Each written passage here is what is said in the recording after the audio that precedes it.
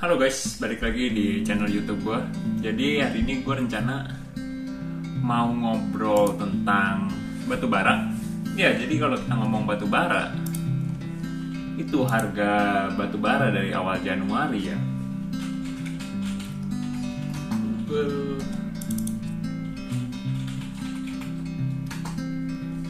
Jadi di sini ada harga acuan dari website Minerba esdm.go.id.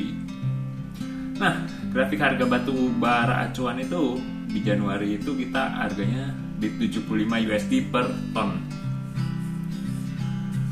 Sampai September 2021, harga batu bara itu udah 150 USD per ton, artinya hampir 2 kali lipat itu. Nah, sekarang kita lihat harga saham energi di Indonesia, dimana isinya itu ya banyak kan itu perusahaan batu bara. Nah itu kalau kita lihat year to date, sebenarnya sih year to date itu sampai Oktober ya di sini ya. Padahal di sini kan sampai September awal sih harusnya sini. Ini gue lihat 150 USD per ton ini dari September awal sih.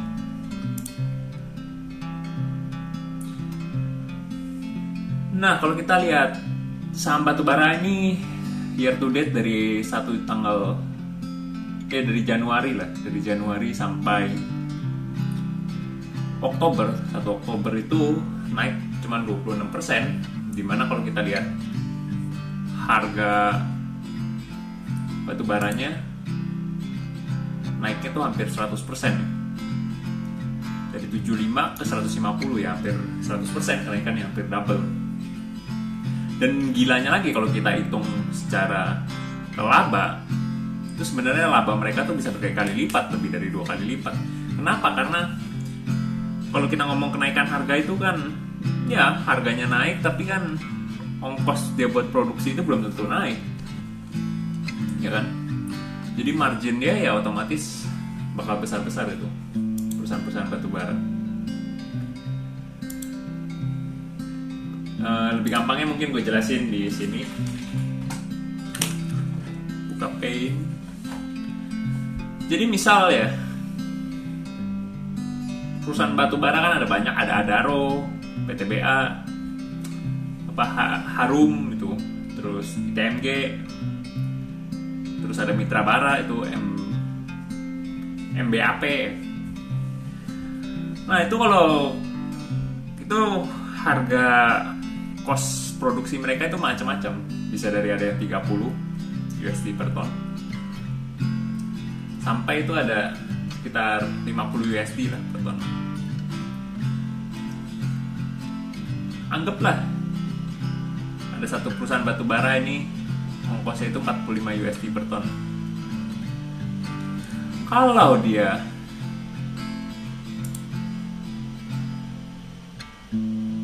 di Januari yang harga batubaranya 75 USD per ton,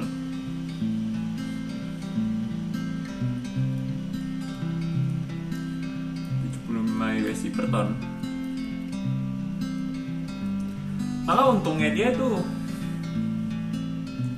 gross profit dia ya 75 dikurang 45 USD ini menjadi gross profitnya dia, yaitu berapa, 30 USD per ton.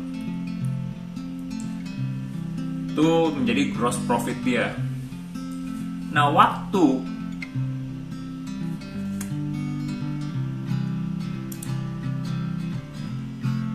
September 2021 harganya menjadi 150 USD per ton.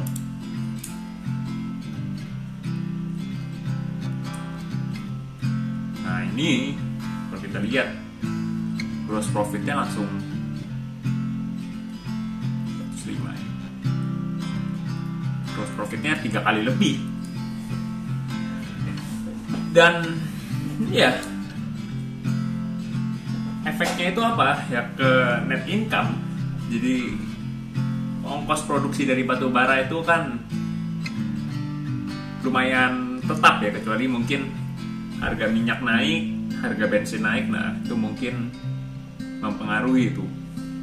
cost produksi mereka, karena kan ya batu bara itu mesti dibawa dari tempat tambang sampai ke klien. Dan yang kedua, biaya yang bakal naik itu ya bakal royalti dan pajak. Mungkin juga ada bonus dari karyawan kan biasanya.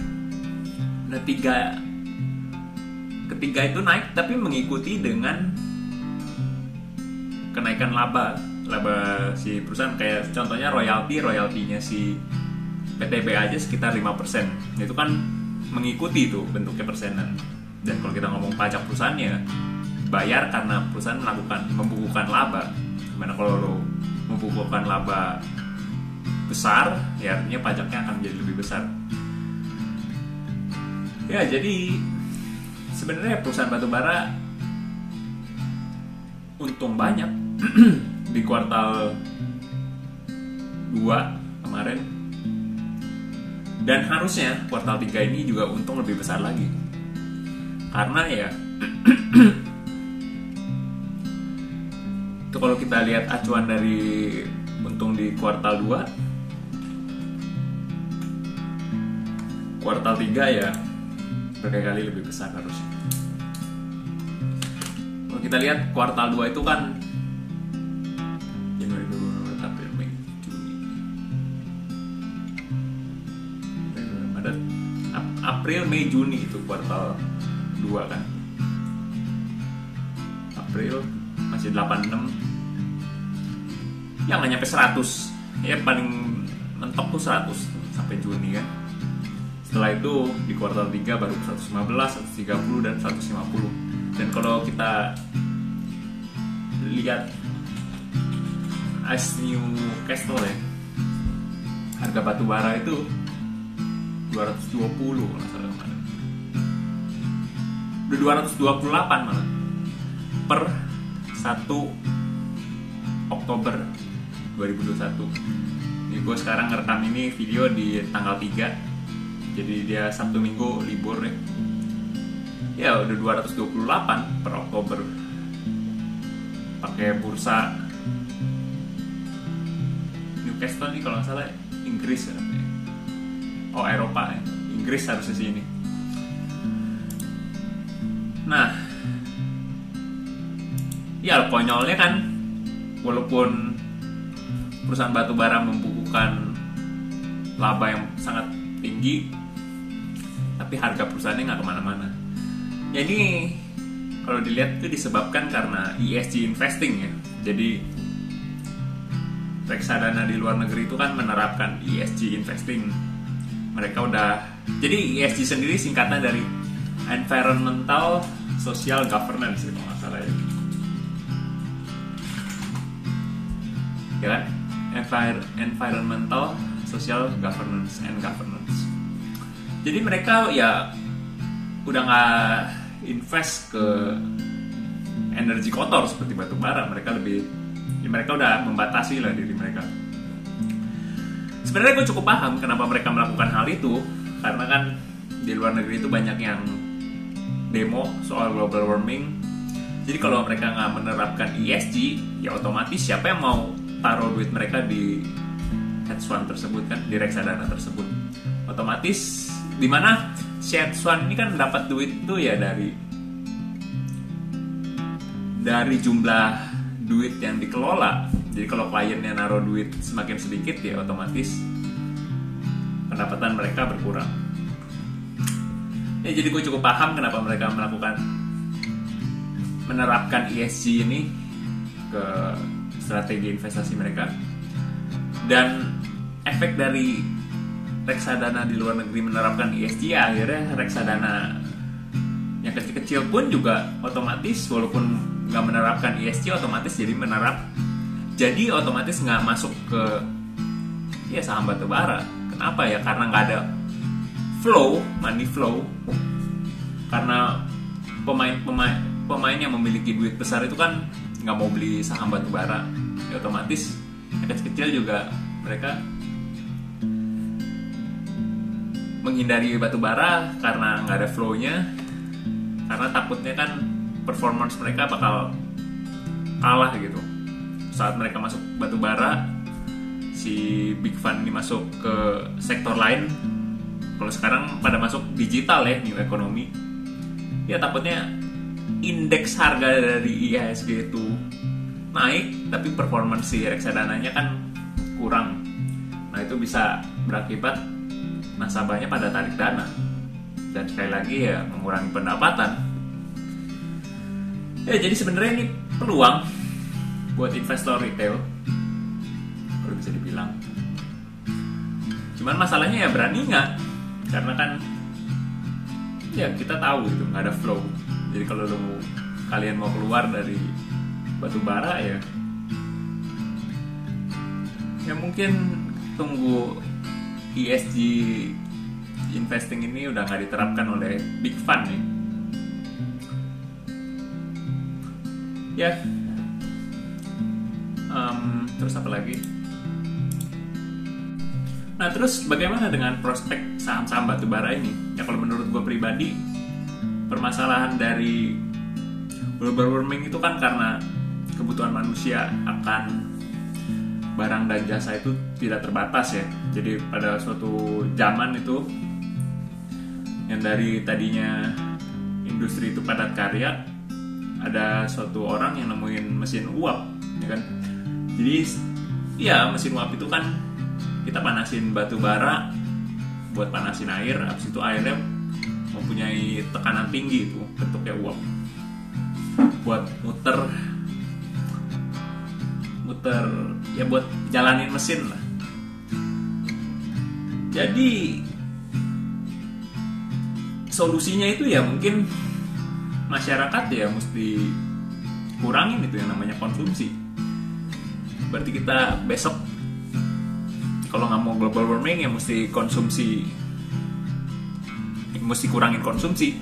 Dan kalau kita ngomong batu bara ke harga listrik, menurut pengetahuan gue, jadi boleh dibenerin di komen kalau mungkin menurut kalian salah atau kalian lebih tahu kan.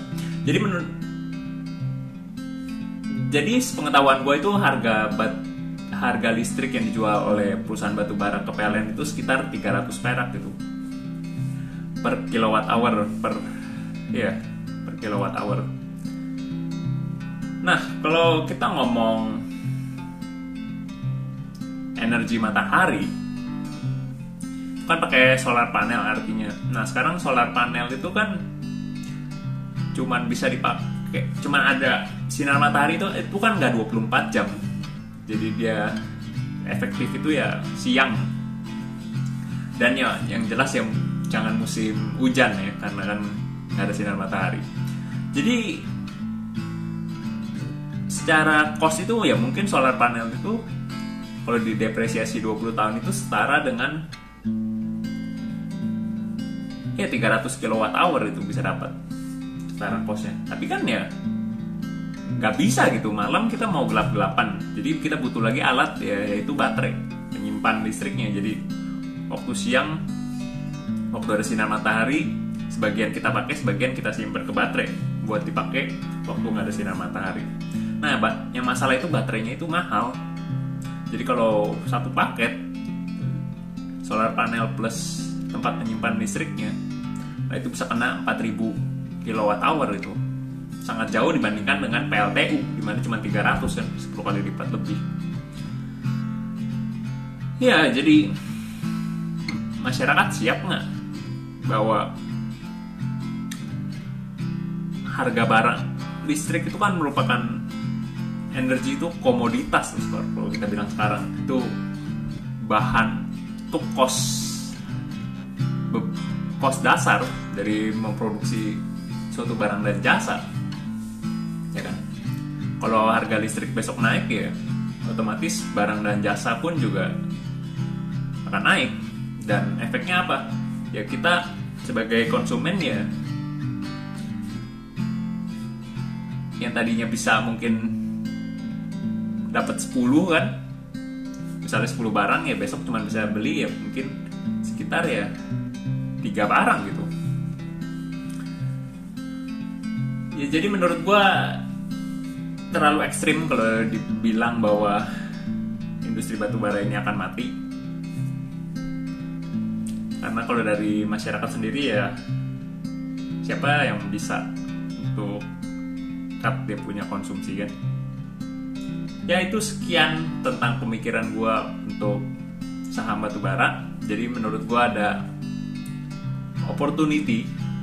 Jadi menurut gue saham batubara itu murah. By the way ini disclaimer ya, jangan ya ini bukan ajakan menjual atau membeli gitu. Ya menurut gue murah, tapi kalau kita bermain secara jangka pendek, beli saham itu untuk jangka pendek ya kemungkinan ya nggak bakal dapat apa-apa karena ESG investing tadi. Jadi yang punya duit besar itu ya nggak bakal masuk gitu ke saham batubara. Ya sekian videonya. Yang belum subscribe boleh subscribe. Sampai ketemu di video selanjutnya guys. Bye bye.